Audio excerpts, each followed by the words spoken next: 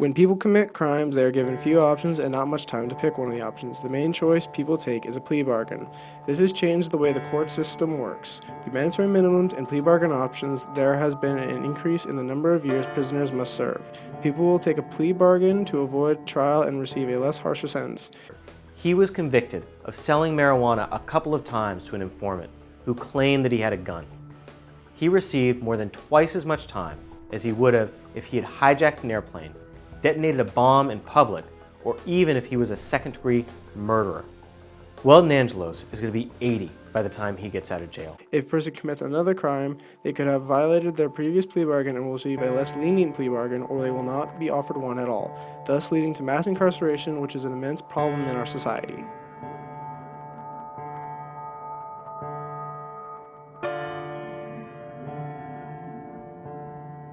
The fact that plea bargaining is the main outlet for criminals limits their opportunities once the sentencing is over. Oftentimes, as conditions of probation, they can lose social services such as welfare and public housing.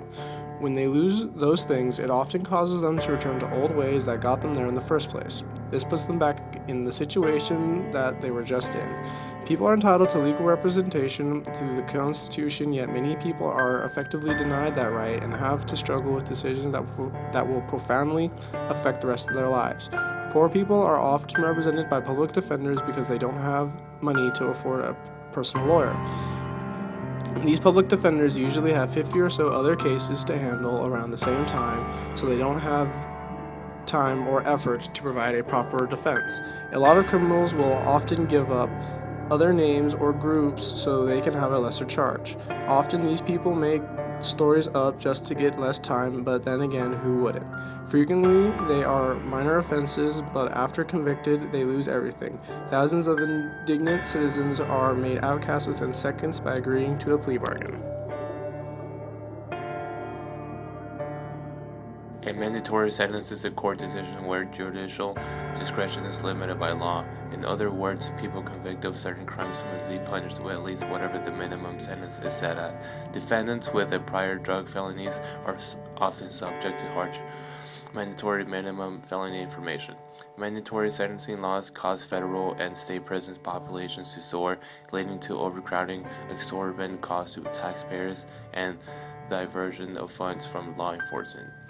District courts may depart downward from those mandatory minimum sentences only in limited circumstances.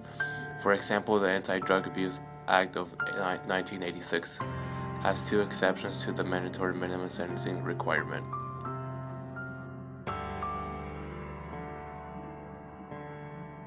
Of the 24 states in the U.S. have some form of the three strikes law. This is a law that increases the amount of people in our prisons and makes it easier to put people with prior offenses away for life. It comes from baseball where the batter gets 2 strikes and the third they're out. I think this is unreasonable because a person can get 2 strikes on 1 conviction, and this means that 1 more strike and they get the maximum years in prison without parole. This does not reduce crimes, but it does put the felons away because of petty crimes for a great deal of time, which to the public is a tremendous decision. Usually, a person can receive life in prison for crimes such as voluntary manslaughter, possessing a heavy amount of narcotics, or even committing terrorist attacks. The fact that the courts can give a man a life sentence for a first offense is inhumane, unjust, and should be unlawful.